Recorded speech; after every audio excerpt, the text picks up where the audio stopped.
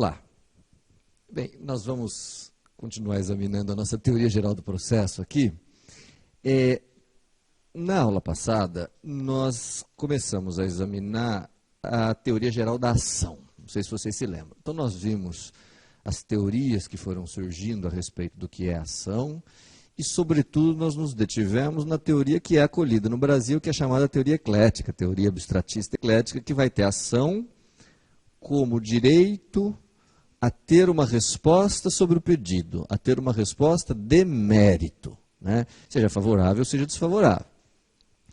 Ora, nós vimos então que para alguém ter ação no Brasil, é preciso que essa pessoa preencha determinadas condições, sob pena de, não as preenchendo, ser tido por carecedor dela.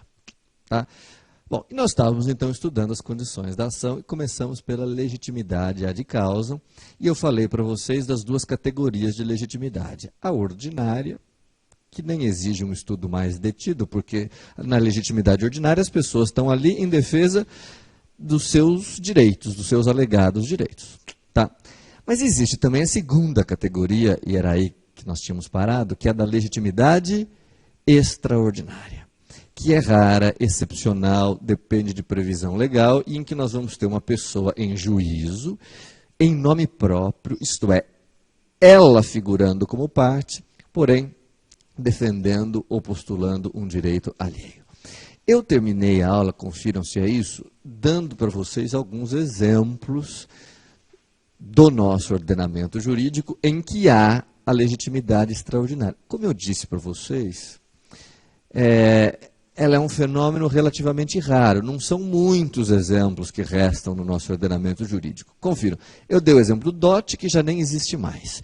Dei o exemplo do condomínio, que esse sim continua existindo, e terminei a aula dando para vocês o exemplo da alienação de coisa litigiosa. E aí terminou o nosso tempo. Muito bem, só para a gente dar um fecho nessa questão da legitimidade, eu queria fazer uma observação rápida para vocês para dizer o seguinte. Vocês sabem que, a partir dos anos 80, sobretudo, se iniciou no mundo todo e no Brasil também um movimento processual dirigido para a coletivização das tutelas. Isto é, antes dos anos 70 e 80, as pessoas iam a juízo defender os seus interesses, os seus direitos individualmente. Mas a partir dos anos 80, 90, surgiu a possibilidade, surgiram mecanismos para permitir a defesa de interesses não mais individuais, mas agora interesses coletivos, lato sensu, vamos dizer. E é claro, cumpria ao legislador indicar a quem caberia defender esses direitos, interesses coletivos. Tá? Então, nós temos na Lei da Ação Civil Pública e no Código de Defesa do Consumidor alguns legitimados para ajuizar a chamada ação civil pública. Ministério Público, associações constituídas com esse fim há mais de um ano, pessoas jurídicas de direito público, defensoria pública, tem lá uma lista de entes, etc. E até hoje perdura uma discussão, que eu só vou mencionar, não quero detalhar muito com vocês aqui, que é a seguinte: que tipo de legitimidade esses entes têm quando ajuizam uma ação? Então vamos pensar. Quando o Ministério Público ajuiza uma ação civil pública contra alguém, ele figura em nome próprio. Tá? Vamos supor que essa ação vise a tutela de um interesse difuso ou coletivo. Que tipo de legitimidade tem, ou que tipo de legitimidade o MP tem? Ordinária ou extraordinária? Existe até hoje uma controvérsia sobre isso. Tem algumas pessoas que dizem, bom, deve ser ordinária, porque só eles é que podem defender, ninguém mais pode.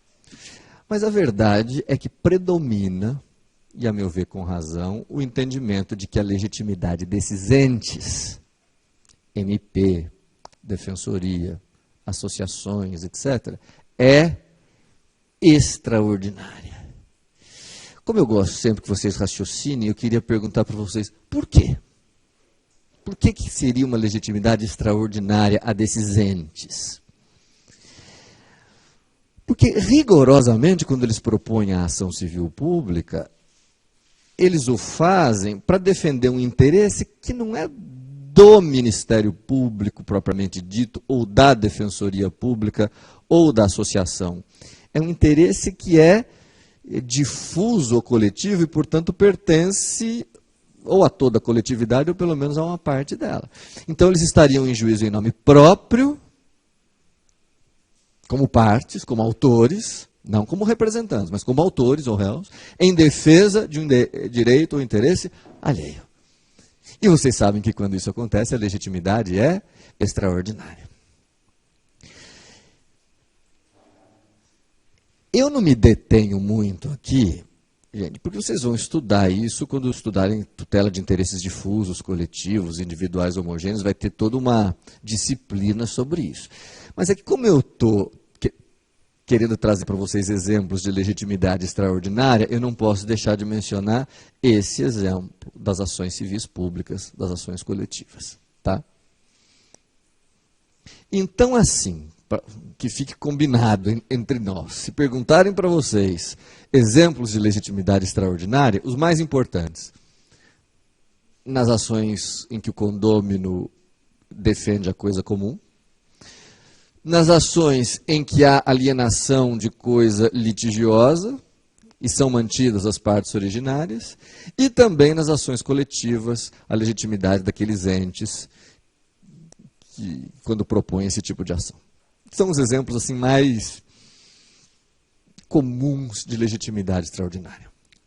Tudo bem? Gente, essa coisa de legitimidade ordinária versus extraordinária é uma coisa que nós vamos usar o ano inteiro. Tá? É fundamental.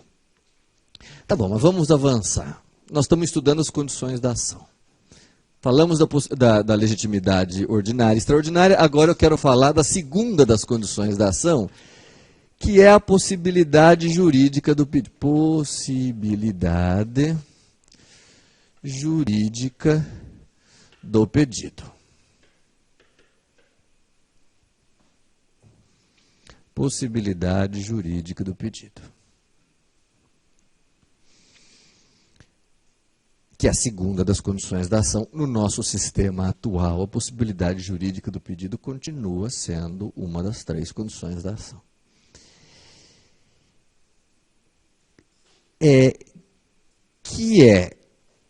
Que consiste na necessidade de se verificar se a pretensão posta em juízo não é vedada pelo ordenamento jurídico. Tá? Só é possível obter uma resposta de mérito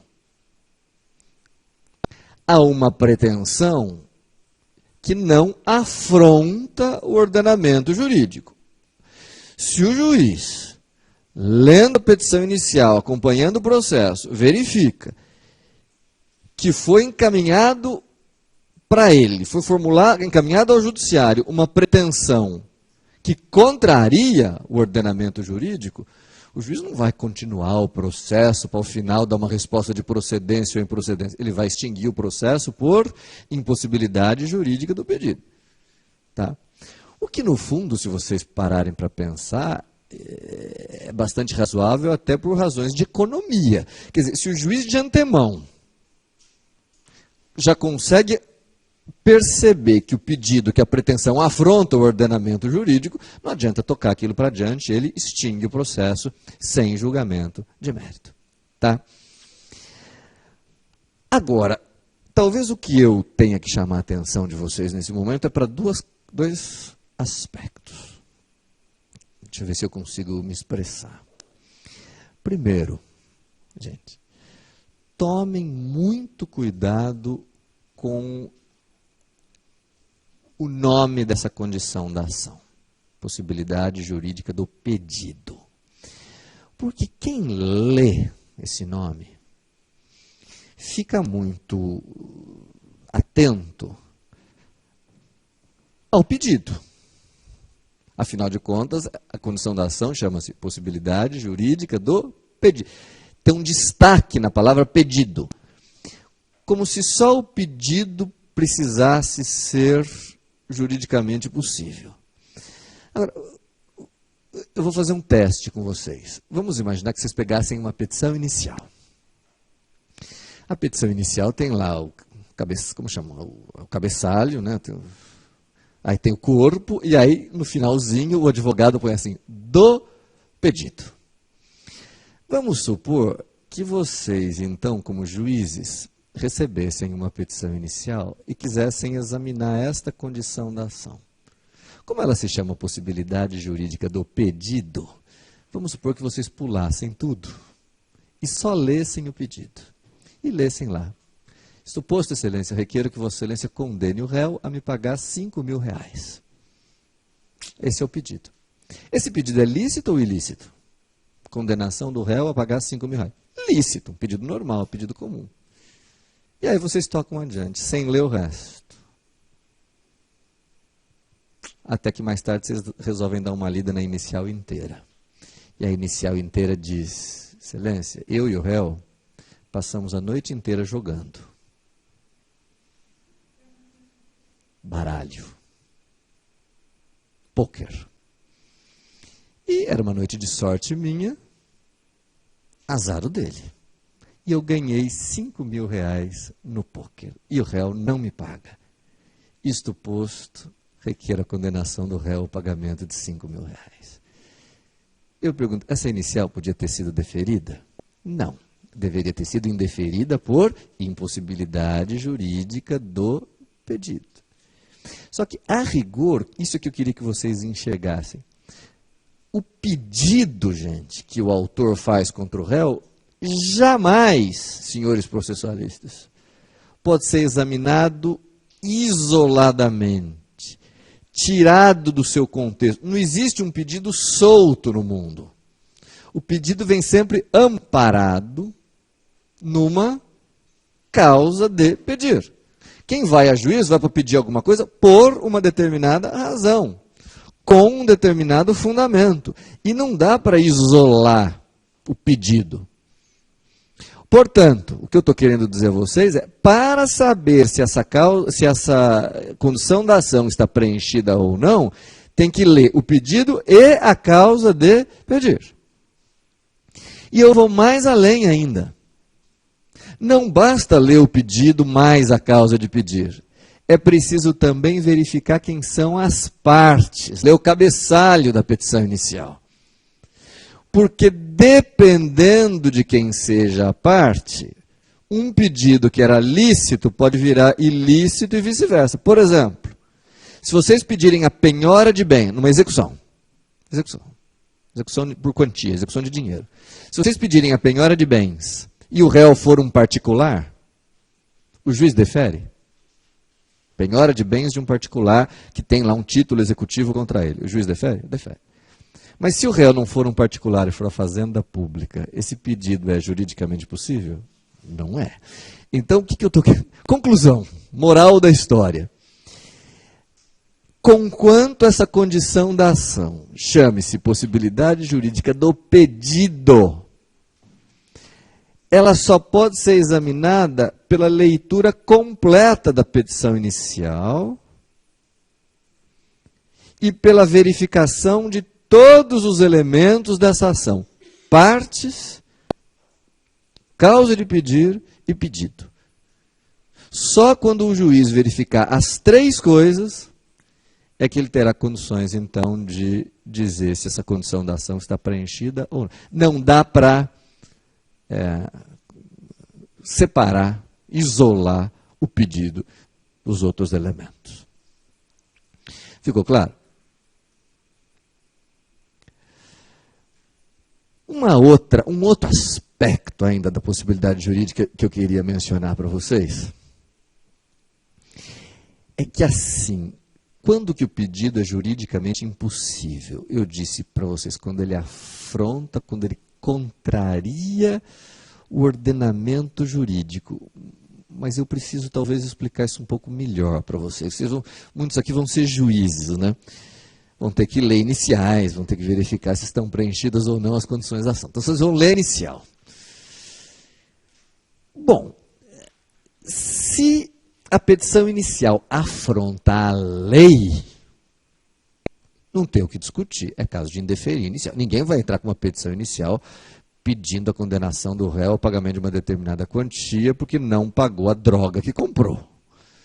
Ou ninguém vai pedir ao juiz para...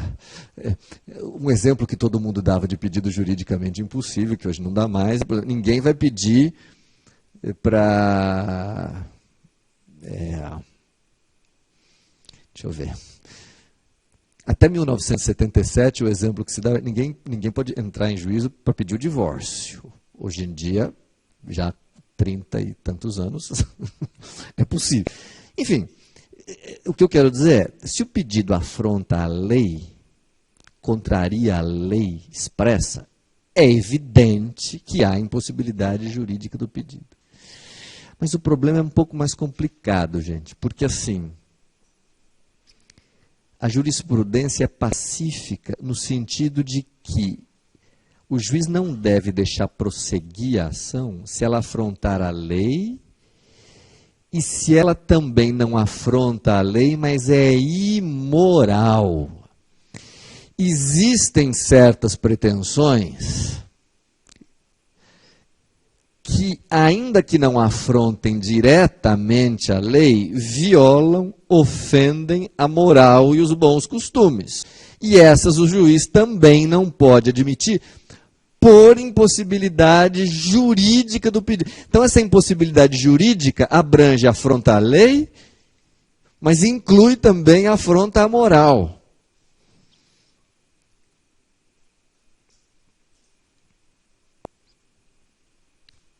É difícil achar algum exemplo hoje em dia, mas a gente acha, quer dizer, deixa eu pensar, quer dizer, aqui... Eu não consigo deixar de dar esse exemplo, porque eu acho que ele é o mais frutífero. Me perdoem se vocês já ouviram, mas a situação é a seguinte. Até serviu como lição para mim, acho que pode servir para vocês.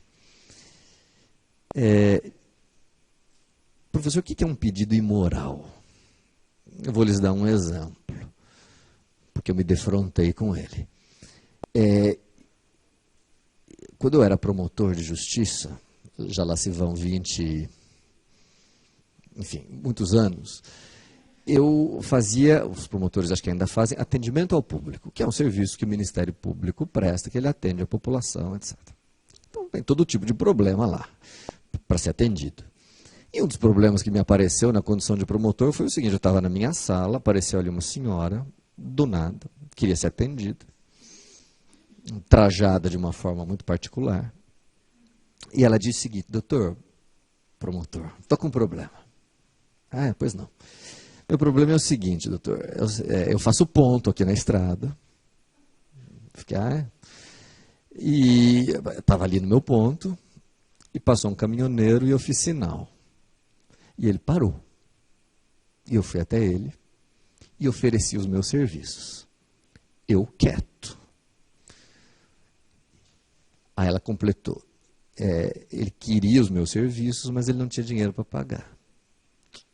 Falei, não, sem dinheiro, nem pensar. Foi quando então ele me ofereceu um radião de pilha, grande assim, bacana, que tocava som. Eu estava precisada, aceitei prestar os meus serviços em troca do rádio. Tá? Pensei até comigo, dação em pagamento, estudei isso para o concurso. Bom, resumindo, o serviço foi prestado e o rádio não foi entregue. Então, ela queria providências, que fosse nomeado um advogado para ela, ou que a Defensoria Pública entrasse, ajuizando uma ação de obrigação de dar o rádio. Não é? E com fundamento em quê? Qual era a causa de pedir? O fato dela ter prestado serviços e não ter recebido o pagamento. Senhores futuros juízes, Vocês receberiam essa petição inicial, tal como eu a descrevi? Dá para receber essa petição inicial? É curioso que o conceito de moral ou imoral pode variar e evoluir com o tempo, mas eu acho que se for descrito desta forma, isto é, com fundamento num contrato de prostituição, não dá. Por que não dá? Porque ofende nesse momento a moral e os bons costumes. Tá? Não dá. Não dá para descrever isso na petição inicial para o juiz. Tá? Então, assim, isso tudo para dizer a vocês que o conceito de impossibilidade jurídica do pedido abrange afronta à lei e afronta à moral e bons costumes. Tá?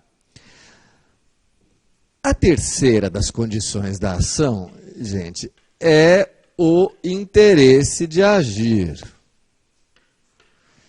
Interesse de agir. Vocês sabem, é a terceira condição da ação. Então, legitimidade, possibilidade jurídica do pedido e interesse de agir.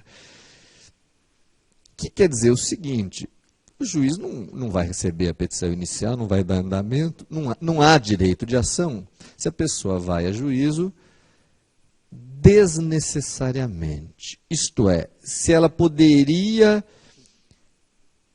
ou se pode ainda alcançar o resultado almejado, independentemente da propositura da ação. Se a pessoa consegue obter o que ela quer, sem a necessidade da ação, falta-lhe interesse de agir. Portanto, assim, só para resumir, para propor ação é preciso ter interesse. Tradicionalmente, a doutrina brasileira diz que o interesse de agir é composto por um binômio, é formado por um binômio. Isto é, para o juiz verificar se as partes, se o autor tem ou não interesse de agir, o juiz tem que conferir duas coisas. A necessidade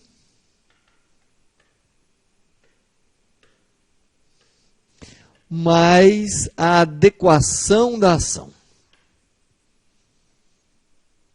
Tá? Então dá para dizer que o interesse se desdobra, né, nesses dois fatores. Necessidade mais adequação. Necessidade, gente.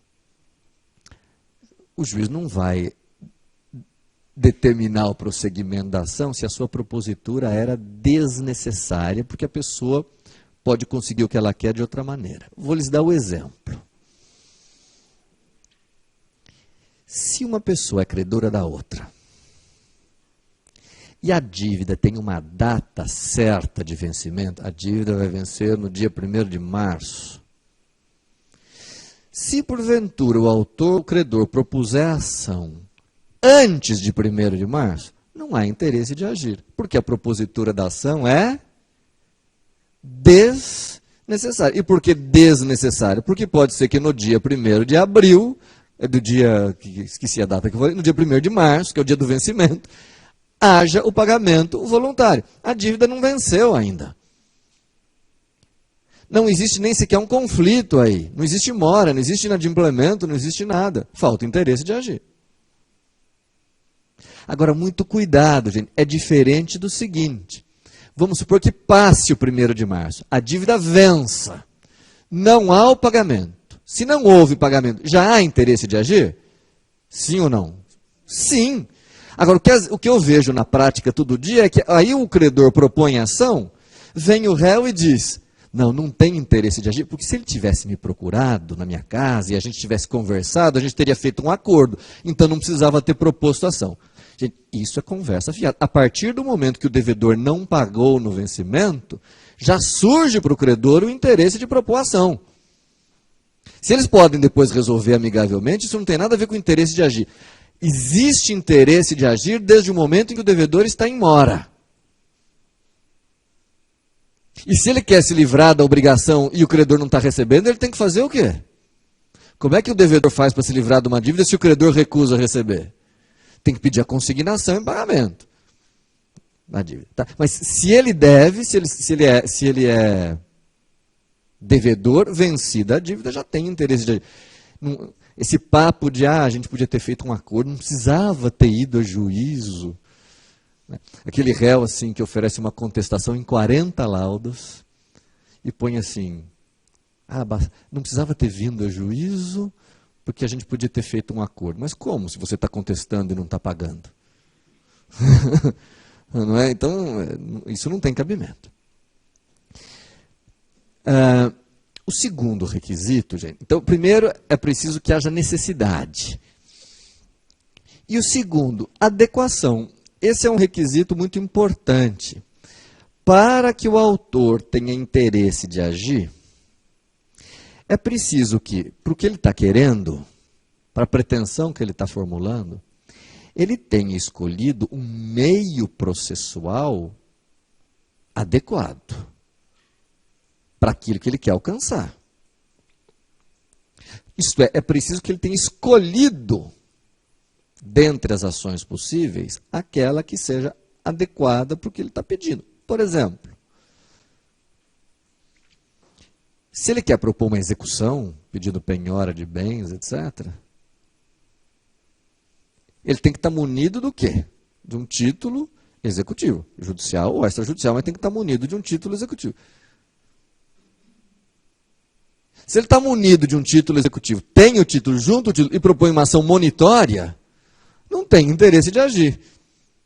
Não sei se vocês já estudaram ação monitória, mas a ação monitória é uma ação de cobrança de quem não tem documento inscrito que não tem força de título executivo.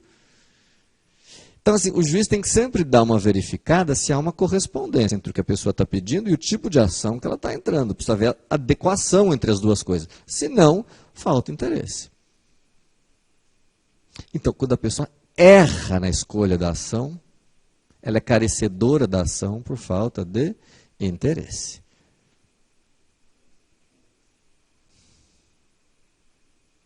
E o processo, então, deve ser extinto sem julgamento do mérito por carência.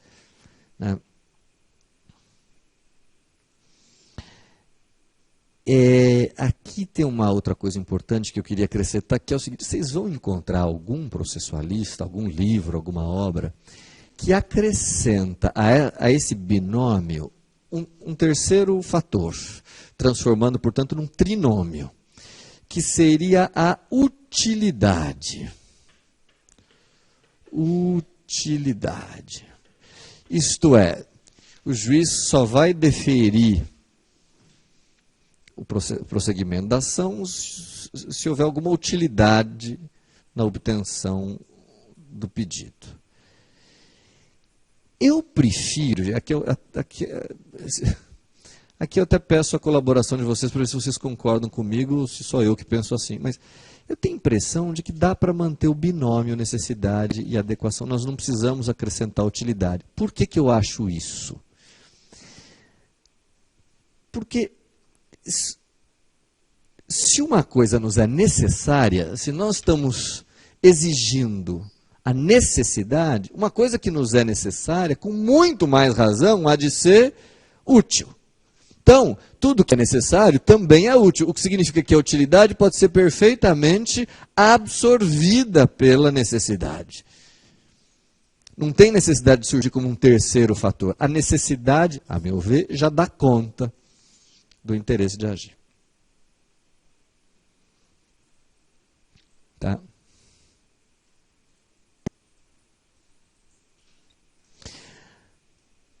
Agora,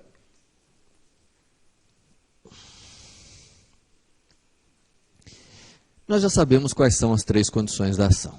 Então, legitimidade, possibilidade jurídica do pedido e interesse de agir. Já sabemos quais são as três, já vi que vocês entenderam. Também não tem grandes mistérios nem grande segredo.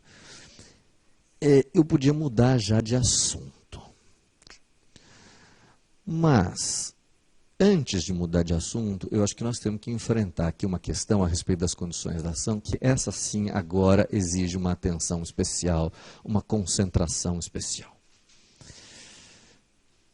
Para a gente poder entender o que eu vou dizer a partir de agora, vamos só lembrar de uma coisa, gente. Vocês se lembram que na aula passada ou retrasada eu falei para vocês a respeito do que é ação no Brasil, ação em sentido estrito. Quer dizer, eu disse que surgiram primeiro teorias concretistas, dizendo que só tem ação quem efetivamente tiver o direito que está sendo alegado e, portanto, obtiver uma sentença de procedência. Depois eu disse que existem teorias abstratistas puras, que dizem que a pessoa tem ação sempre, não precisa verificar mais nada, não precisa preencher condição nenhuma. E depois eu disse que surgiram as teorias abstratistas ecléticas, que estas sim foram acolhidas no Brasil. O que é a teoria abstratista eclética do Liebman? Só lembrando, sem querer voltar. É uma teoria que diz o seguinte: para ter ação, eu não preciso ter o direito que eu estou alegando. Por isso que é uma teoria abstratista. No entanto, eu preciso preencher determinadas condições, porque o direito de ação é o direito a obter uma resposta de mérito. E eu só obtenho uma resposta de mérito se preencho determinadas condições, que são essas três que nós vínhamos estudando até agora. Lembraram disso? Essa que foi a teoria acolhida no Brasil. Então, eu não sei se vocês percebem, vou dizer uma coisa um pouco sutil, mas assim, por essa teoria do Liebman, para eu ter uma ação, eu não preciso ter o direito que eu estou alegando. Tanto que, ao final, eu posso obter uma sentença de improcedência. Eu não preciso ter o direito. Mas, para o juiz dar continuidade, para o juiz receber a petição inicial, o juiz precisa dar uma olhadinha no que eu estou alegando, até para verificar se eu preencho ou não as condições. Não é, o direito de ação não é um direito absoluto. O juiz precisa dar uma lidinha no que está sendo alegado para verificar se as partes são legítimas, se o pedido formulado é juridicamente possível, se há ou não interesse. Por isso que o direito de ação é abstrato, mas não é absolutamente abstrato. A teoria acolhida no Brasil é abstrata, mas é abstrata eclética. Precisa olhar as condições. Estamos de acordo? Pois muito bem. O que eu vou trazer a vocês agora é uma questão que até hoje é controvertida. Até hoje tem duas opiniões, que é a seguinte: como que o juiz da causa deve examinar se as condições da ação estão preenchidas ou não? Vejam, nós já sabemos quais são as condições, a respeito disso não tem controvérsia.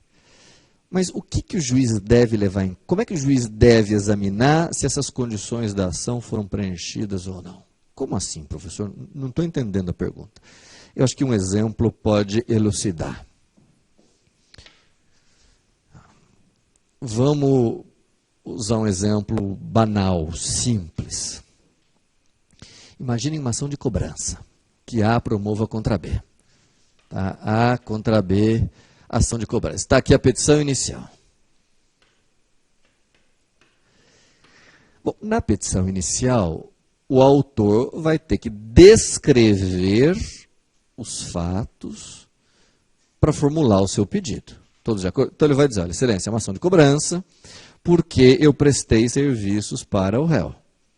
Eu sou pedreiro, o réu me procurou, contratou meus serviços, eu fiz uma reforma na casa dele, disse que ia custar 10 mil reais, ele concordou, nós combinamos, eu fiz a reforma, ele não me pagou, requer a condenação do réu ao pagamento de 10 mil reais. Tá? Então veja, a petição inicial está descrevendo uma prestação de serviço, um fato, né? E pedindo a condenação do réu ao pagamento de uma determinada quantia, 10 mil reais.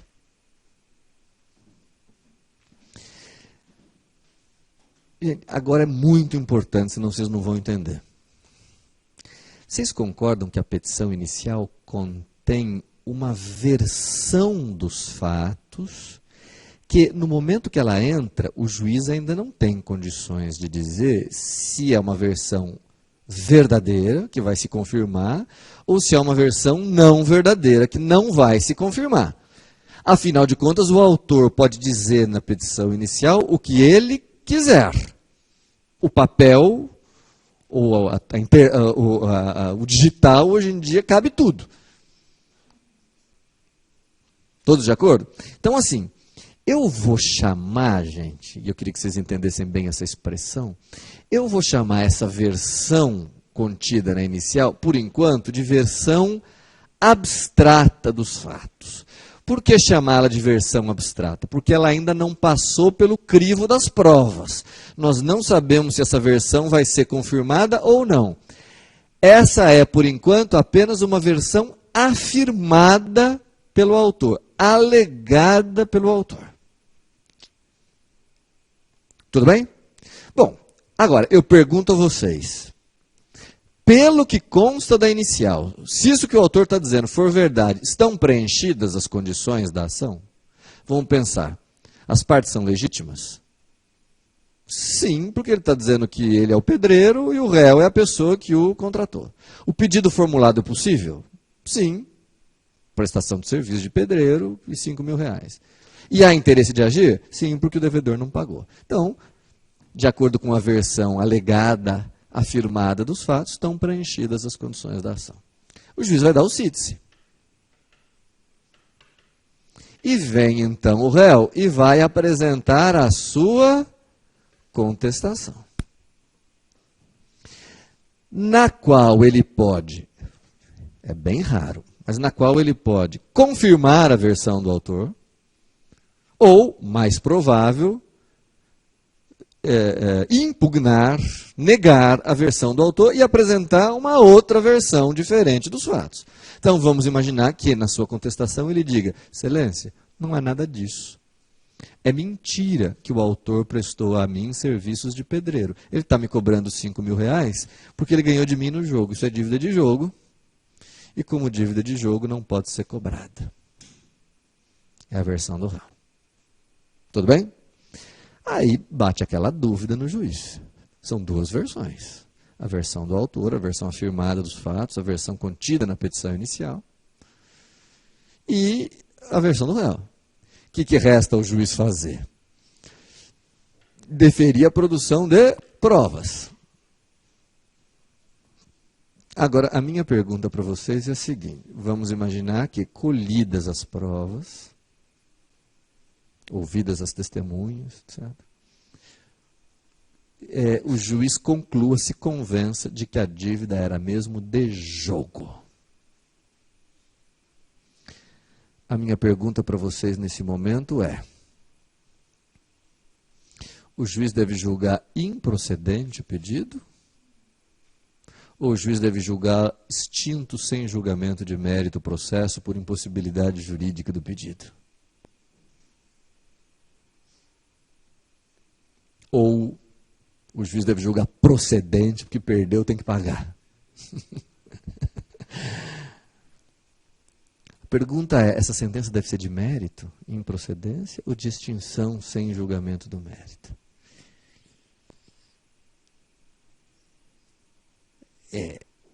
Não é fácil responder essa pergunta pelo seguinte, gente. Existem duas grandes teorias a respeito de como examinar o preenchimento das condições da ação, se elas estão preenchidas ou não. Quer dizer, existem duas teorias para separar o que é condição da ação do que é mérito. Porque não sei se vocês percebem, é importante separar o que é condição da ação do que é mérito. Por quê? Porque se for um problema de falta de condição da ação, a sentença será de extinção sem julgamento de mérito. Tá? Quais são as duas teorias? A primeira delas chama-se teoria da asserção. Não sei se vocês já ouviram falar, mas é uma teoria oriunda sobretudo do direito italiano, muito influente no direito italiano, e acolhida por uma boa parte da jurisprudência e da doutrina brasileiras.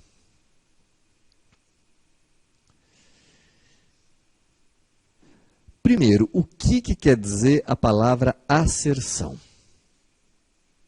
Deixa eu só fazer um parênteses. No direito italiano ela se chama, não precisam anotar isso, teoria della prospettazione. É só curioso porque eu já vi alguns livros traduzirem ao pé da letra para a teoria da prospetação. Não dá. Tá? Em português, traduzido, ela vira teoria da asserção. O que quer dizer uma asserção?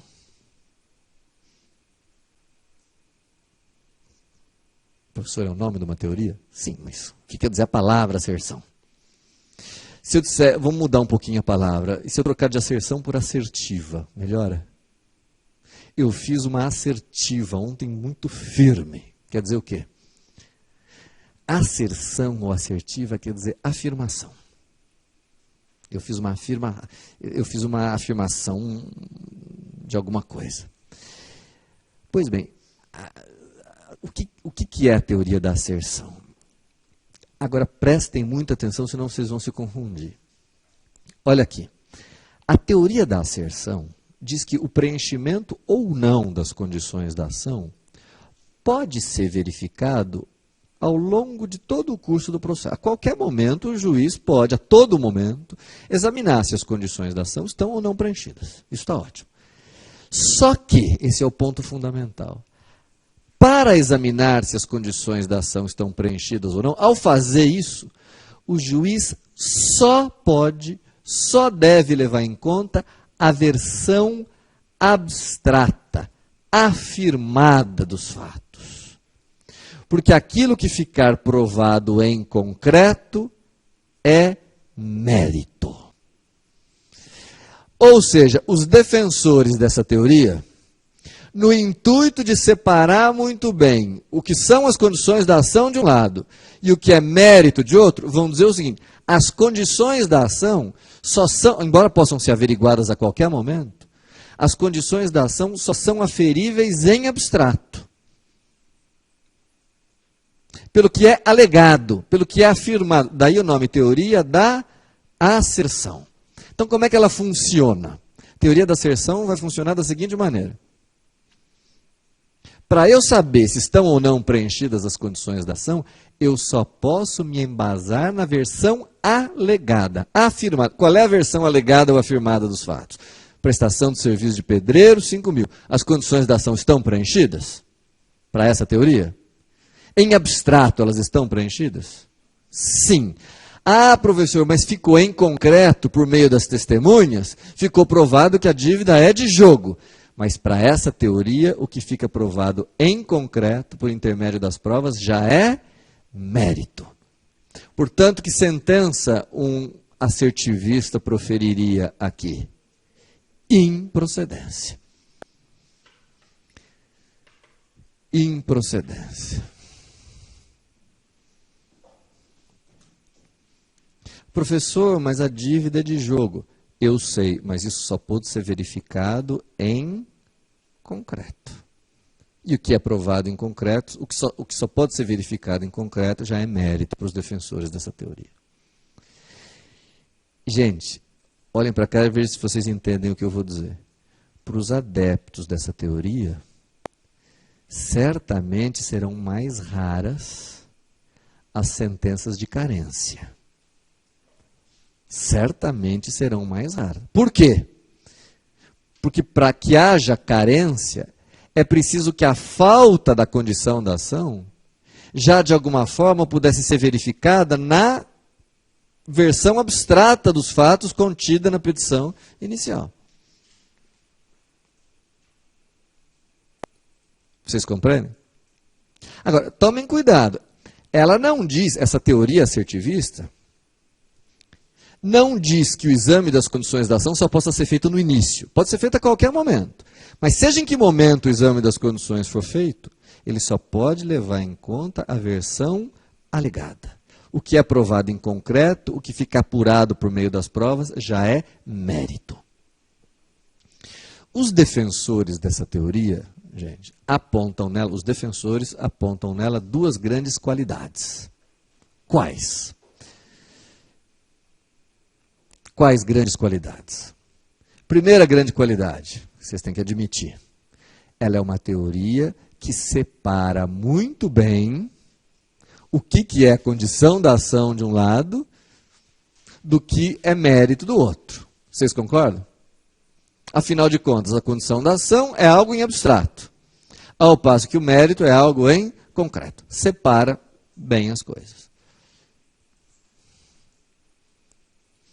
Além do que, segunda vantagem que se aponta para essa teoria, é que é uma teoria que com muito mais frequência acaba julgando o mérito.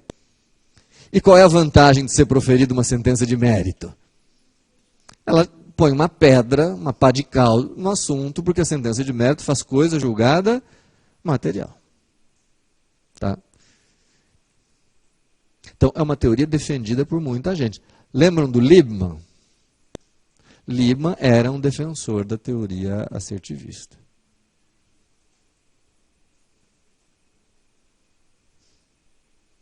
Tá? Mas é preciso que vocês saibam que existe uma outra teoria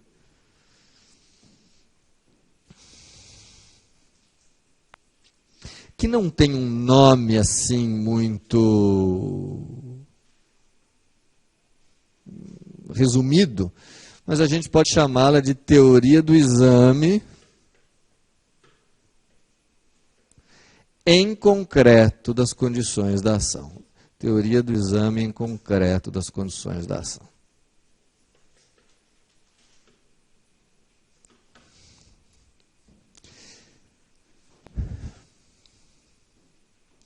E eu acho que o nome dessa teoria já ilustra o que ela quer dizer, né? Teoria do exame em concreto. O que ela vai dizer? Que as condições da ação, quando o juiz examiná-las, quando no curso do processo o juiz for examinar as condições da ação, seja que fase estiver, ao examinar a legitimidade, o interesse e a possibilidade jurídica do pedido, o juiz não deve se ater apenas à aversão alegada, afirmada dos fatos contida na petição inicial. Ao examinar as condições da ação, o juiz já deve levar aquilo que foi em concreto apurado por meio das provas. Portanto, por essa teoria, ao examinar as condições da ação, o juiz já deve levar em conta que ficou provado que a dívida é de jogo? Sim ou não? Sim. E se ao examinar as condições da ação, ele deve levar isso em consideração, qual vai ser a sentença dele? Extinção por impossibilidade jurídica do pedido. Não vou escrever porque não cabe, mas você já entendeu. Extinção por impossibilidade jurídica do pedido. Não sei se vocês perceberam que conforme a teoria que a gente acolher, o resultado final acaba sendo diferente. Se a teoria for da asserção, a sentença é de improcedência. Ao passo que se a teoria for a do exame em concreto, a sentença é de extinção sem julgamento do mérito. Aí vocês vão criticar a segunda teoria dizendo, professor, mas se for de extinção sem julgamento do mérito, isso significa que esse mesmo autor vai poder repropor essa mesma ação contra esse mesmo réu? Porque se é de extinção sem julgamento do mérito, não faz coisa julgada? Sim, teoricamente. Só que hoje em dia, se ele repropuser essa mesma ação, vai cair com o mesmo juiz. E se o juiz já extinguiu sem julgamento do mérito o processo anterior, ele vai indeferir novamente essa petição inicial.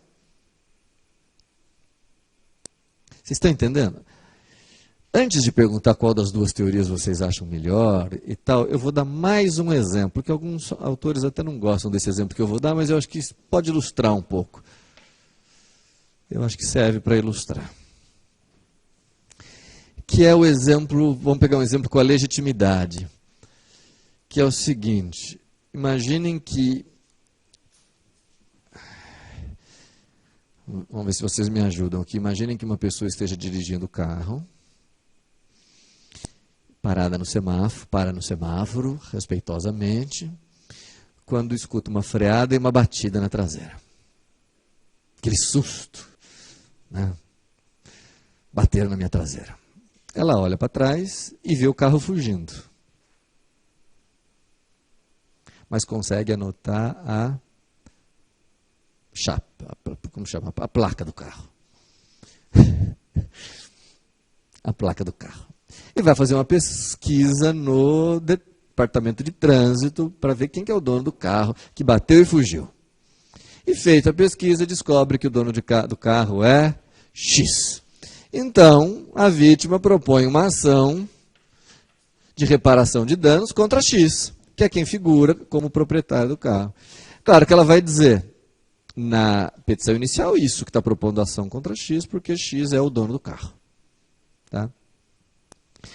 Bom, essa é a versão abstrata dos fatos. Quero que X seja condenado, porque X, no dia do acidente, era o proprietário do carro, e, portanto, na condição de proprietário do carro, ele tem que me indenizar. Vem X e diz o seguinte: não. No dia do acidente não era mais o dono do carro. É verdade que meu nome consta no Detran, mas eu já tinha vendido. E aí eu pergunto a vocês, como é que se faz no Brasil venda de bem móvel? É pelo registro no Detran? Não, é pela tradição, que é a efetiva entrega do bem. Então, é possível que alguém conste no Detran como dono, mas já tenha vendido o carro? Sim, basta provar que antes já tinha feito vendido e feito a tradição do veículo. Tá? Então ela vai dizer, não, o X vai dizer, não, eu já tinha vendido para Y. Portanto, antes do acidente eu não era dono. Aí o juiz colhe as provas e verifica que de fato o carro já estava vendido. Que sentença vocês dão? Improcedência ou ilegitimidade de parte?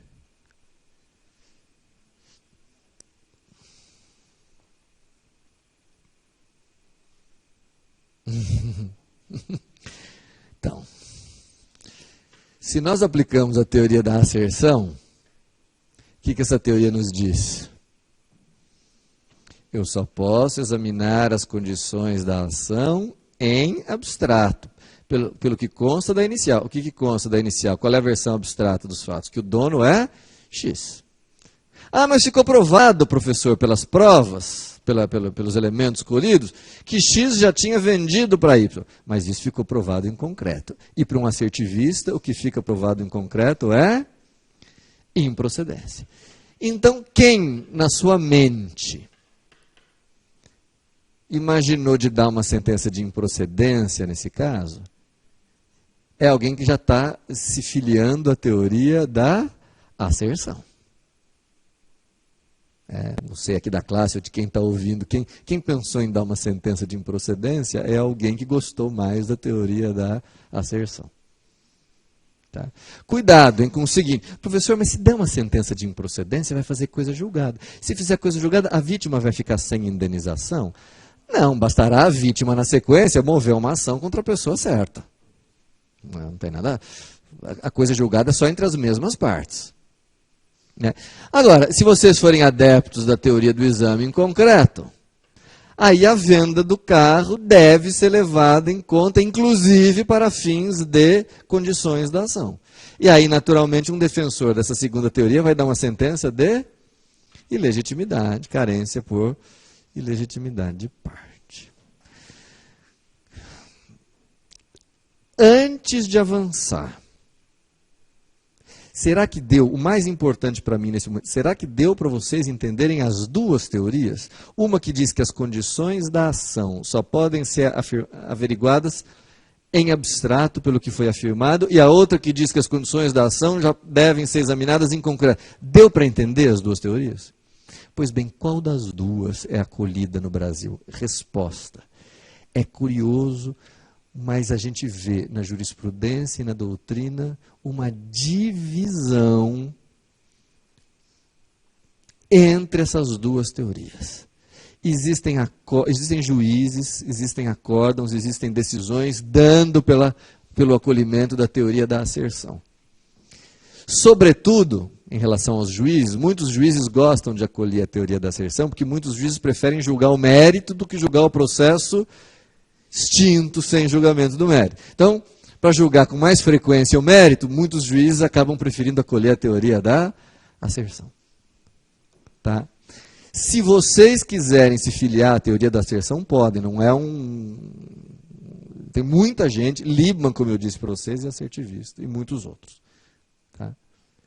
Mas há, hoje em dia, uma pequena tendência pela segunda teoria. Tá? Uma pequena vantagem, está dividido ainda, vocês podem se filiar a qualquer delas, Mas, assim, se eu tivesse que dizer, eu acho que a segunda teoria hoje tem um número maior de adeptos. O professor Cândido Dinamarco, por exemplo, é um grande defensor da segunda teoria, a teoria do exame em concreto. Tá? Professor, mas eu gostei mais da asserção. Então, parabéns, feliz a teoria da asserção.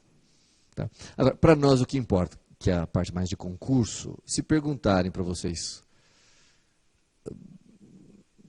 qual das duas, eu gostaria que vocês, se for numa prova escrita, vocês vão dizer assim, vão dizer o que é uma, vão dizer o que é a outra, e vão dizer qual das duas vocês acham a mais, qual vocês gostam mais, digamos assim. Tá? Tudo bem?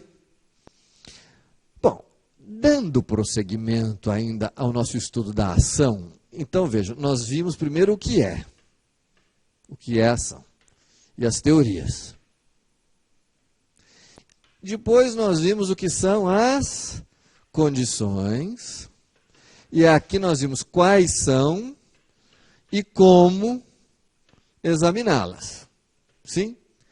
E agora, para o nosso estudo ficar completo, nós precisamos examinar um outro capítulo, ainda dentro do mesmo tema, que é o dos elementos da ação, tão importantes quanto as condições. Mas eu estou pondo assim na lousa para que vocês percebam que condições é uma coisa, elementos outra coisa. Só para lembrá-los, condições, que a gente vinha estudando até agora, são requisitos para que o autor tenha direito de ação. Se ele não as preenche, ele é carecedor. E a consequência é que o processo não pode seguir adiante, deve ser extinto sem julgamento de mérito. Bom, essas são as condições. Elementos da ação, gente, é o que a gente usa, ou são os fatores, digamos assim, que servem para identificar uma ação.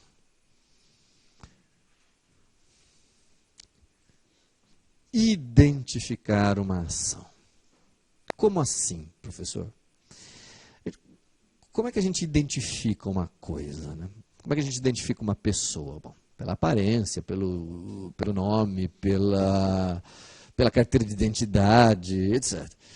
Agora, uma ação acho que todos estão de acordo se eu disser que a ação é um fenômeno abstrato. Né? Nunca ninguém se deparou com uma ação fazendo uma visita na sua residência. Quer dizer, a ação é uma coisa que é abstrata. Se é abstrata, surge a seguinte questão: como é que a gente identifica uma ação? E aí vem a pergunta na sequência, mas para que precisa identificá-la? Antes, então, de dizer quais são os elementos da ação, por que é tão importante identificar uma ação?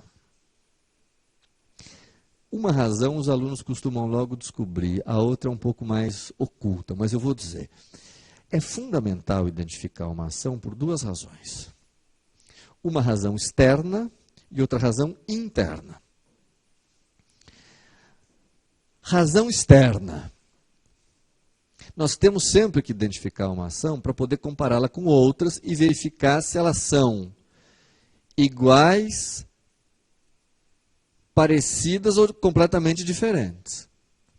Tá? É só identificando uma ação que a gente compara com outra.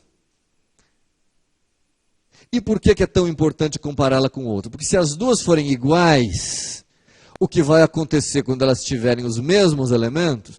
Se elas forem iguais, que fenômeno haverá? Bom, se as duas estiverem em curso, haverá o fenômeno da litispendência. E uma delas tem que ser extinta. Se uma delas já tiver sido julgada, não haverá mais o fenômeno da litispendência, mas o fenômeno da coisa julgada. Então, reparem, gente, olha que importante o que eu vou dizer agora. Toda a teoria da litispendência e toda a teoria da coisa julgada pressupõe que o estudante, ou que o juiz, ou que o advogado saiba entender e identificar quais são os elementos da ação.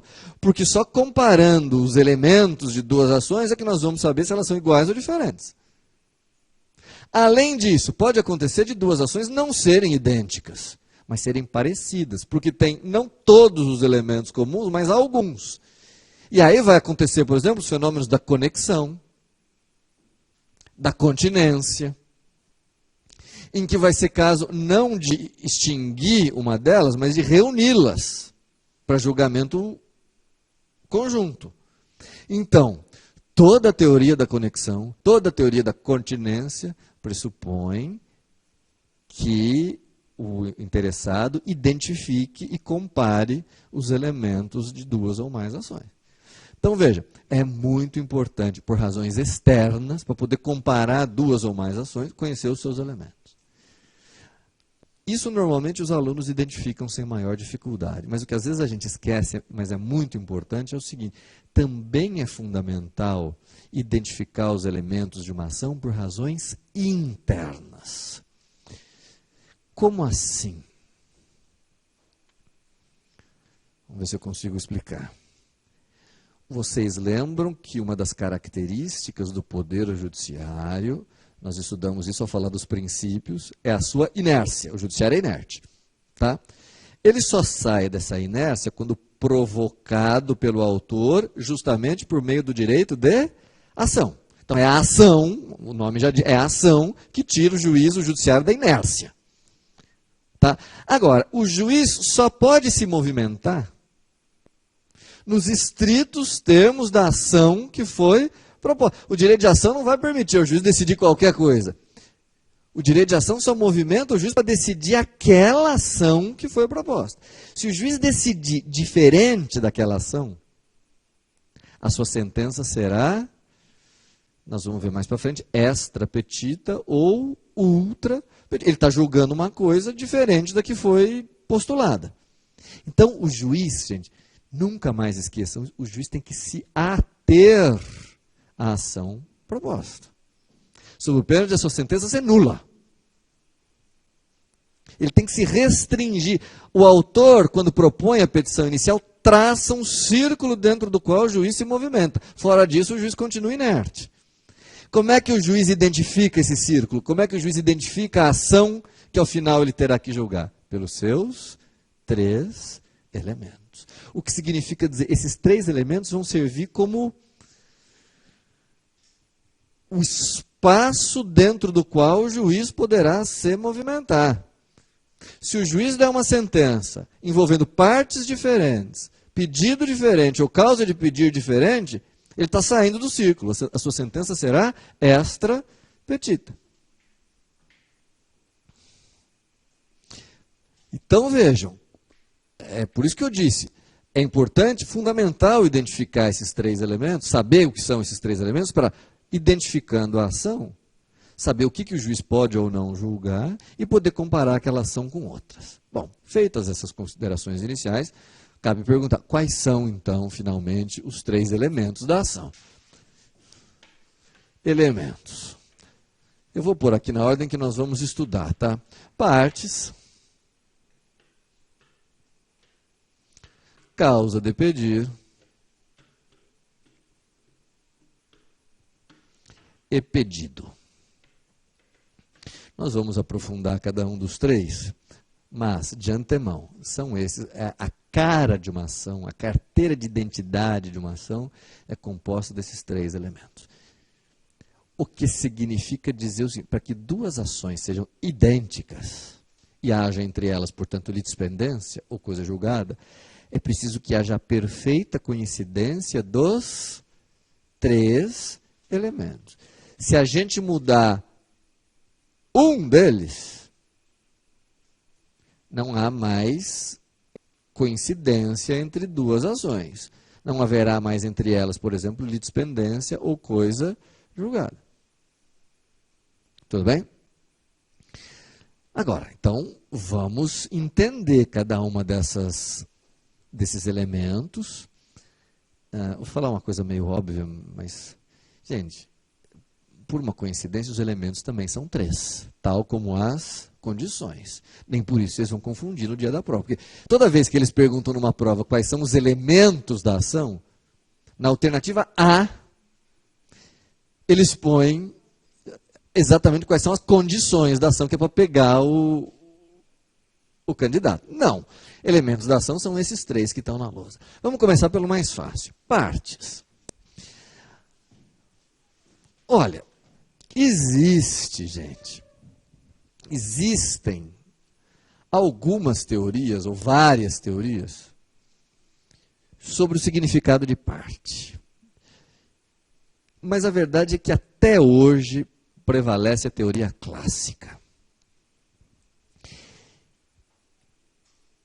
que é uma teoria, como é que eu vou dizer isso para você, que define parte, que conceitua parte, com base num outro elemento, que é o pedido, dizendo que parte é quem faz o pedido, quem formula o pedido em juízo, e também a pessoa em face de quem esse pedido é formulado.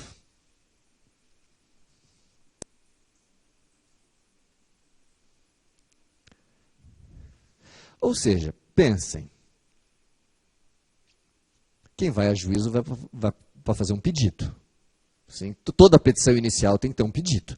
Não é à toa que ela se chama petição inicial. Agora, todo pedido pressupõe quem pede e, como se diz, e a pessoa em face de quem se pede. Não é bem para quem se pede, porque se pede para o juiz, e o juiz não é parte. Na verdade, é quem pede e em face de quem esse pedido é formulado. Agora, se vocês preferirem simplificar, falando curto e grosso, parte são o autor e o réu, né, que é quem pede, e em face de quem o pedido é formulado. Ah, é, professor? Parte são o autor e o réu? São. Quanto a isso, não há novidade. Professor, mas existem teorias que vão dizer que parte é todo mundo que participa do processo. Tem gente que inclui até perito no bolo. Não. Continua prevalecendo a teoria clássica. Parte é quem pede e em face de quem se pede. Tá? Algumas questões podem surgir a respeito de partes, eu respondo rapidamente, porque eu já vi cair em concurso. Primeira pergunta, é possível haver ação sem autor?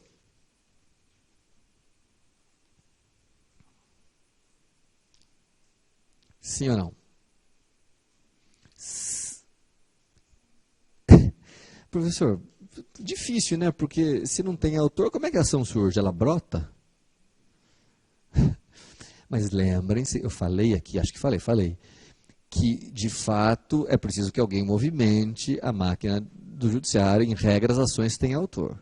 Mas excepcionalmente existem algumas ações que podem ser iniciadas de ofício. Eu me lembro de ter citado pelo menos um exemplo bastante comum. Qual era? Inventário. O inventário pode ser aberto de ofício. Se ele é aberto de ofício, quem é o autor? Ninguém vai dizer que é o juiz. O juiz é o juiz. Né? Então, quando a ação é iniciada de ofício, não tem o autor. Nos raros casos em que isso pode acontecer, não tem autor. Né? Pode haver ação sem réu?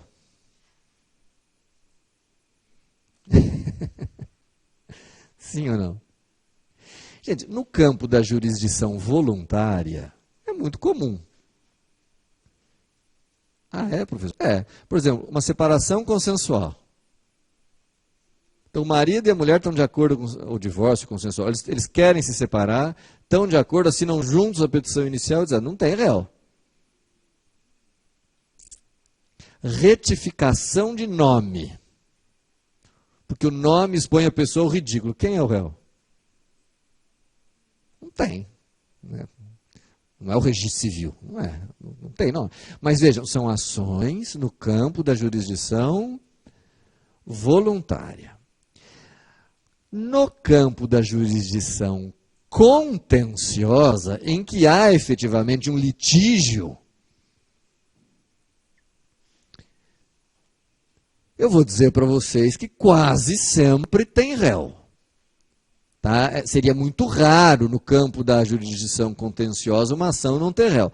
Mesmo assim, apesar de raro, a gente consegue encontrar algum exemplo. Pelo menos 2 exemplos eu posso citar a vocês no campo da jurisdição contenciosa de ação sem réu. Então, na jurisdição voluntária é comum, mas na jurisdição contenciosa os exemplos que eu vou dar são os seguintes, que eu acho que até são úteis para vocês poderem pensar. Vamos primeiro pensar numa ação de investigação de paternidade. Primeiro, comecem assim. Uma ação de investigação de paternidade naturalmente tem réu, que é o suposto pai. Senhores advogados, se o suposto pai já for morto quando a ação é proposta, ainda dá para propor ação ou por ser personalíssima, quando a pessoa morre não cabe mais? Ainda cabe, porque mesmo o suposto pai estando morto, é direito do filho se ver registrado, que conste da sua documentação, do seu registro, o nome daquele suposto pai. Então, mesmo que o sujeito esteja morto, cabe investigação de paternidade. Aí vem a pergunta, nesse caso ela será dirigida contra quem? Contra o morto? Não.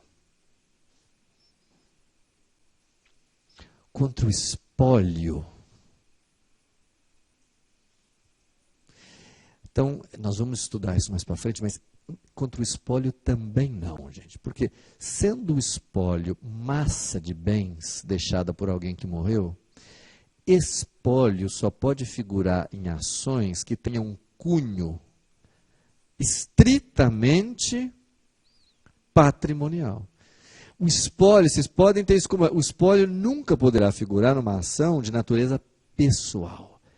E a investigação de paternidade, ainda que possa ter reflexos patrimoniais, mas vocês concordam se eu digo que a investigação de paternidade é uma ação, sobretudo, de cunho pessoal, porque envolve o estado da pessoa. Nesse caso, quando a ação é pessoal, contra quem ela deve ser dirigida? Não pode ser nem contra o morto, por razões óbvias, nem contra o espólio. Quem que sobra? Essa ação deve ser proposta contra os herdeiros do falecido. Tá? Olha que interessante, a investigação de paternidade,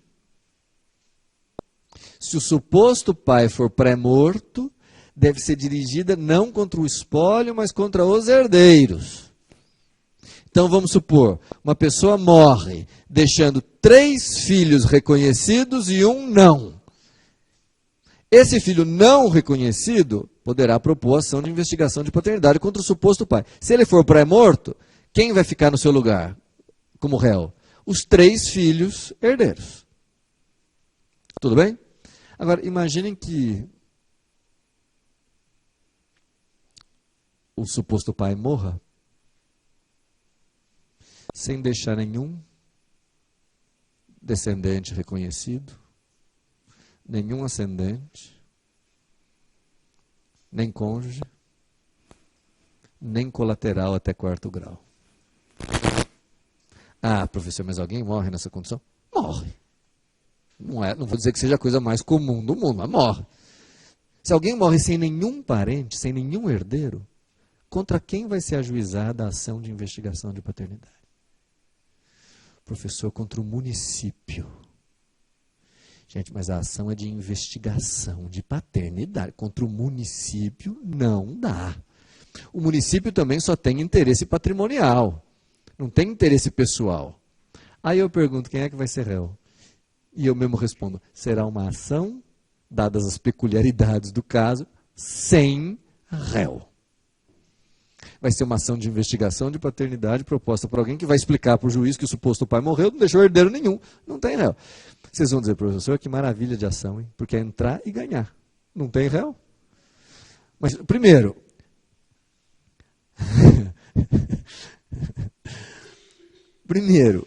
como o direito discutido não é patrimonial, ele é indisponível, a falta de contestação não gera o quê? Já estudamos isso.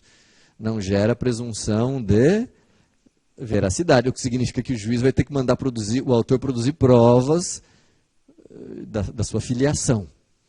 E depois, quem é que vai estar o tempo todo fiscalizando esse processo e impedindo qualquer desvirtuamento? O Ministério Público. Tá? Então, eis um exemplo de ação sem réu no campo da jurisdição contenciosa. Mas, claro, é uma situação excepcional. A pessoa morreu, não deixou herdeiro nenhum. Outro exemplo que alguém cita, algumas pessoas citam, esse eu só vou mencionar, mas como uma curiosidade. Vocês sabem que no Brasil sempre existiu a ADIM, a DI, né? Ação Direta de Inconstitucionalidade. Mas desde 1993, se não me engano, acho que sim, 93, também passou a existir uma ação que é a Declaratória de Constitucionalidade, a ADC, ou ADCOM, como alguns preferem. Essa ação não tem réu. Tá? As ações declaratórias de constitucionalidade não têm réu.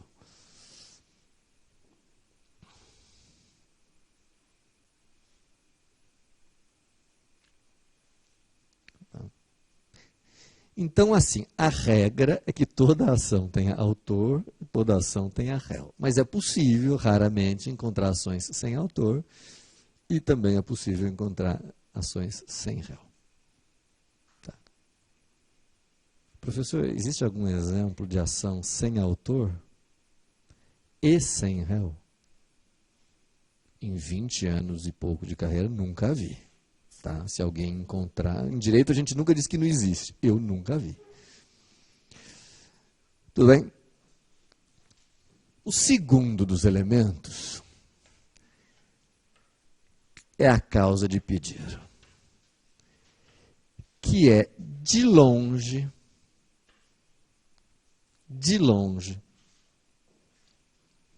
causa de pedir, o elemento que nos traz a maior quantidade de dificuldades, a maior quantidade de problemas. Porque partes é muito fácil de identificar. É o autor e o réu. O pedido também, geralmente, não traz nenhuma dificuldade maior. Mas a causa de pedir, essa sim é o elemento mais complexo e mais difícil da ação. Antes de prosseguir, antes de dar um passo, eu queria lembrá-los que, sendo a causa de pedir um dos elementos da ação, se a gente muda ou altera a causa de pedir, a gente muda e altera a ação. Duas ações com causas de pedir diferentes são, portanto, ações distintas. Não haverá litispendência nem coisa julgada entre duas ações se elas tiverem causas de pedir distintas. Tá? Agora, qual é, digamos assim, o aspecto complexo da causa de pedir? Primeira coisa, diz o artigo 282 do Código de Processo, vocês lembram do artigo 282? Espero que lembrem. É aquele famoso artigo que enumera os requisitos da petição inicial. Ele, ao dizer o que uma petição inicial deve conter, vai dizer que, além da indicação das partes e da formulação do pedido, a petição inicial deve indicar os fatos e os fundamentos jurídicos em que se embasa o pedido. Fatos e fundamentos jurídicos em que se embasa o pedido. Isto é preciso, ao elaborar a petição inicial e apresentar ao juiz o pedido, embasar esse pedido, sustentar esse pedido em determinados fatos e em determinado direito aplicável ao caso concreto.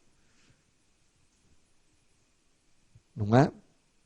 O que quer dizer, então, que a causa de pedir no Brasil é uma causa de pedir composta por dois fatores: a descrição dos fatos e a descrição do direito aplicável àqueles fatos. Tudo bem? Para vocês entenderem isso, que não é fácil, gente, professor, por que a petição inicial precisa indicar os fatos e indicar o direito? Qual é a diferença entre uma coisa e outra? Parece óbvio, mas às vezes não é tanto.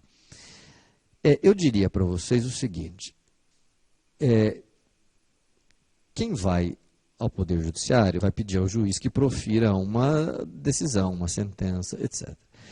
Pois bem, saibam que quando o juiz julga uma causa, ele faz um raciocínio lógico, tem que fazer um raciocínio lógico, que se chama raciocínio silogístico.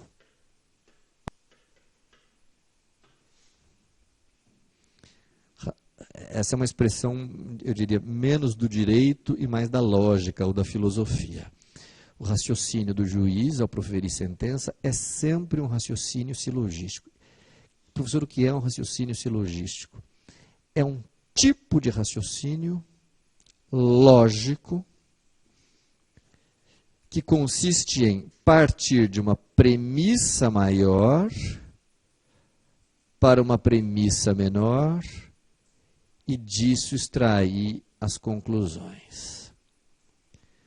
Todo raciocínio silogístico, isso parece bobagem, mas não é. Todo raciocínio silogístico pressupõe uma premissa maior.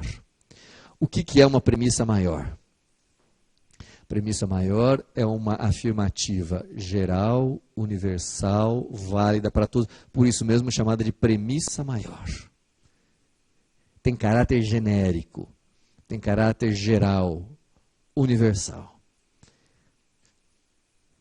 E todo raciocínio silogístico tem que ter também uma premissa menor, que consiste numa afirmativa concreta, específica, não mais geral. Pois bem, tendo uma afirmativa universal e tendo uma afirmativa concreta, naturalmente o nosso raciocínio chega à conclusão desejada. Vou lhes dar o exemplo do silogismo mais conhecido do mundo. Premissa maior: todo homem é mortal. Acho que não há afirmação mais universal e geral do que essa. Todo homem é mortal. Premissa menor: Sócrates é homem. Qual é a conclusão a que nós somos levados imediatamente, partindo da premissa maior para a menor? Se todo homem é mortal e Sócrates é homem, portanto, Sócrates é mortal. E, gente, não sei se vocês já pensaram nisso, mas como advogados e como juízes, vocês vão trabalhar o tempo todo com silogismos. Por que com silogismo? Vocês querem que o juiz, na sua sentença, tire uma conclusão. Para que o juiz possa tirar a sua conclusão, julgando o pedido, vocês vão ter que descrever para o juiz um fato, em primeiro lugar, um fato concreto, específico, que vai servir como premissa menor. Premissa menor. Então, vocês vão descrever ela no dia tal, às tantas horas, ao atravessar a rua, uma moto não respeitou o sinal vermelho e a faixa de pedestres e atropelou o autor.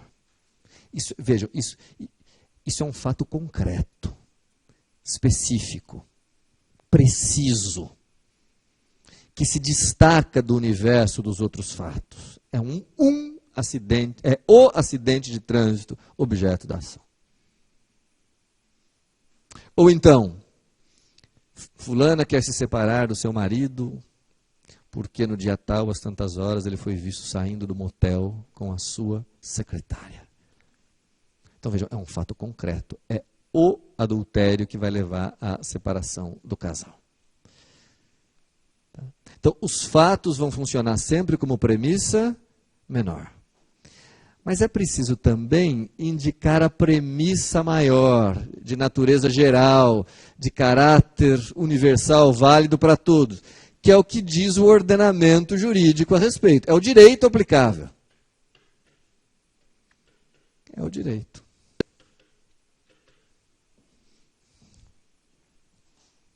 Então veja o trabalho do autor e do advogado quando elabora uma petição inicial. O que o advogado faz?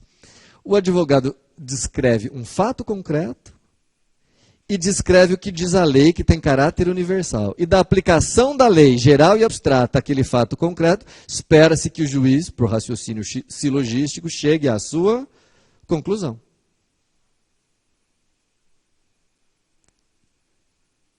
Vocês já repararam como é que normalmente os advogados fazem uma petição inicial? Com razão, eles fazem o seguinte. Primeiro, eles fazem o cabeçalho, que é para indicar quem são as partes. Fulano de tal vem respeitosamente propor ação de reparação de danos contra a Ciclano. Aí os advogados geralmente põem assim, dos fatos. E aí o que o advogado tem que descrever? Um fato concreto, específico, não geral, mas um determinado acidente, um determinado fato.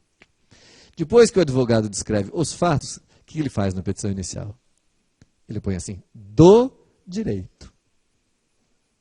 E aí ele vai descrever o que diz o ordenamento jurídico em abstrato, de maneira geral e universal, para casos como aquele. E aí, depois que ele descreve os fatos e o direito, ele põe assim, do pedido. O que é o pedido? É a conclusão que o advogado espera que o juiz extraia da premissa menor e da premissa maior. Então, a própria petição inicial é um silogismo, que se espera que convença o juiz. Tudo isso para dizer a vocês, então, o que é o fundamento jurídico que a petição inicial deve indicar? Fundamento jurídico não é um artigo de lei. Não precisa dizer que artigo de lei trata daquele assunto que o juiz procura no código. Fundamento jurídico é aquilo que os advogados chamam do direito. É o direito aplicável. É o direito... É o que diz o ordenamento jurídico a respeito daquele assunto que é objeto da petição inicial. É o direito. É o ordenamento jurídico. Tá? Sem necessidade de indicação do fundamento legal, se a pessoa não quiser. Não precisa dizer que aquilo está no artigo 186. Isso não precisa. Tá? Mas é preciso descrever o direito aplicável. E o que é, ou o que são os fatos? Aqui é que eu fico mais preocupado. Os fatos são os fatos são a situação concreta, específica, determinada, que sustenta o pedido.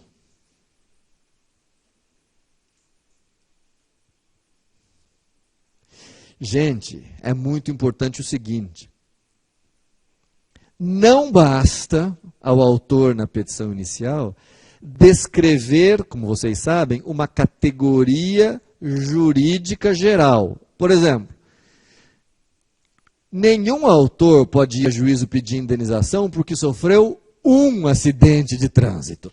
Um acidente de trânsito não é um fato, um acidente de trânsito é uma categoria jurídica.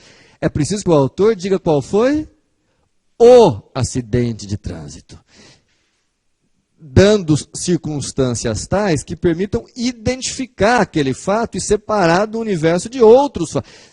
Distinguir aquele acidente de trânsito de um outro acidente. Se há uma separação fundada em adultério, não basta dizer eu quero me separar porque meu marido pratica adultério. É preciso dizer qual foi o fato, o adultério. No dia tal, às tantas horas, ele foi visto com a sua vizinha. Enfim. Aqui é sempre preciso a descrição de um fato específico, concreto, e não de uma categoria jurídica. Como é que estamos até aqui? Tá? E por que é tão fundamental isso? Porque é esse fato vai servir para identificar a ação. Isso significa dizer, duas ações com as mesmas partes, envolvendo o mesmo fato e com o mesmo pedido, haverá entre elas litispendência. Mas se forem fatos diferentes, é claro que não. Tá? Tudo bem até aqui? Agora, se vocês me permitem aprofundar um pouco, eu diria para vocês o seguinte. O artigo 282 do Código de Processo Civil exige que a petição inicial indique os dois fatores. É preciso indicar os fatos e o direito. Estamos de acordo. Mas, o que eu vou dizer agora é tão importante tão importante. Esses dois fatores componentes da causa de pedir no Brasil não têm a mesma importância. Não tem a mesma relevância. Um desses dois fatores é que é o cerne da causa de pedir, é o fulcro da causa de pedir, é a essência da causa de pedir. O outro, embora tenha que ser indicado, acaba tendo uma importância menor. E aqui eu pergunto para vocês, qual dos dois componentes da causa de pedir é que é o centro, o cerne e o fulcro? É a descrição dos fatos. Fatos. É aqui que está centralizada a causa de pedir. Professor, mas o direito não é importante? É menos. É menos por uma razão simples. O direito, dado o seu caráter universal, geral, de premissa maior, o direito é conhecido do juiz. É aquele princípio do iura novit curia. O juiz conhece o direito. Então, mesmo que o autor, na petição inicial, descreva o direito de uma maneira equivocada, ou insuficiente, ou com algum problema, o juiz pode superar o problema. Agora, o que o juiz não conhece, não pode conhecer e só vai conhecer com a propositura da ação é a descrição dos fatos. Esses sim tem que estar absolutamente descritos na petição inicial, permitindo que o juiz faça esse recorte e compreenda qual é o fato que sustenta aquele pedido. Se os fatos não estão descritos de maneira precisa, o juiz tem que emendar a inicial e esclarecer. Tudo bem? Pois muito bem, essa sistemática acolhida no Brasil de que, entendam bem, a sistemática acolhida no Brasil é de que é preciso indicar as duas coisas. Mas o que é fundamental, essencial, é a descrição dos fatos e não do direito, recebe o nome, não sei se vocês já ouviram essa expressão, de teoria da substanciação.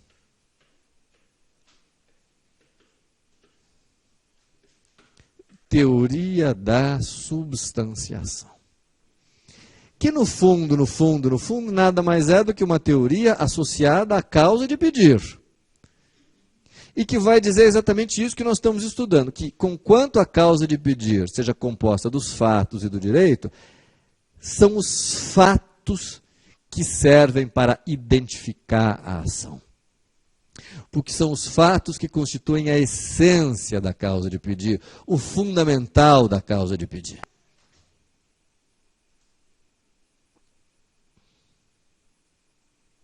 Vocês compreendem? Teoria da substanciação.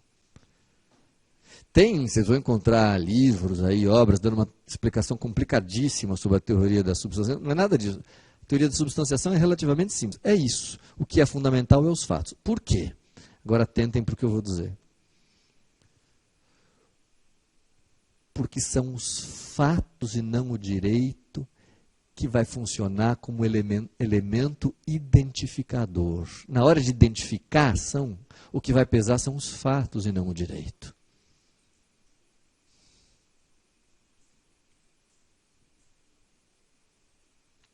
Como assim, professor? Vocês lembram que eu disse para vocês que os elementos da ação são fundamentais para que a ação seja identificada, como se esses elementos aqui traçassem o círculo dentro do qual o juiz pode se mover, pode atuar. Tá? Pois bem, o que traça esse círculo não é o direito, porque o direito o juiz conhece. O que vai servir como efetivo elemento identificador da ação, além das partes e do pedido, é a descrição dos fatos. Isso quer dizer o seguinte, deixa eu ver se eu sou claro. Se eu propus uma ação com base no fato X, o juiz pode fundamentar e decidir a sua ação com base no fato Y, Não, se ele fizer isso, ele estará decidindo uma ação diferente daquela que foi proposta. Agora, se eu proponho uma ação com base no fato X, e o juiz julga ainda com base no fato X, no mesmo fato, mas aplica uma regra de direito diferente daquela indicada na petição inicial, há algum problema nisso? Não. O direito não vincula o juiz, o que vai vincular o juiz é a descrição dos fatos. É isso que se chama teoria da substanciação. Só vou falar uma palavrinha a respeito do seguinte, não sei se em algum país ainda se acolhe essa teoria, mas só para vocês saberem, se perguntarem no concurso, a teoria da substanciação é diferente, é o oposto da teoria da individuação. Individuação. Que é o seguinte, a teoria da individuação, gente, é aquela teoria que vai dizer que o mais importante seria o direito, que seria o direito que serviria para identificar a ação e não os fatos. Vejam, a teoria da individuação não foi acolhida no Brasil. A que foi acolhida no Brasil é a teoria da substanciação.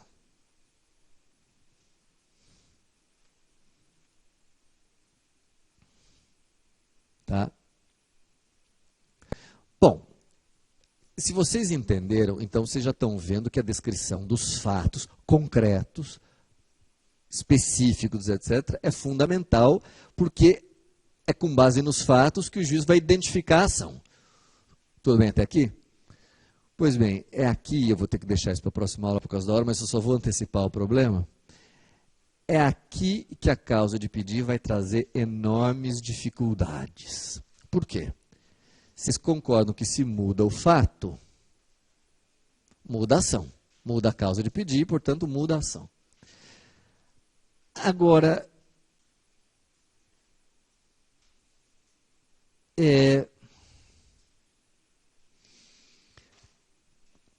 todo fato, gente, não sei se vocês percebem, todo fato é composto de uma série de circunstâncias. Quando eu vou descrever um fato, eu tenho que descrever as circunstâncias que o compõem. Vocês estão de acordo?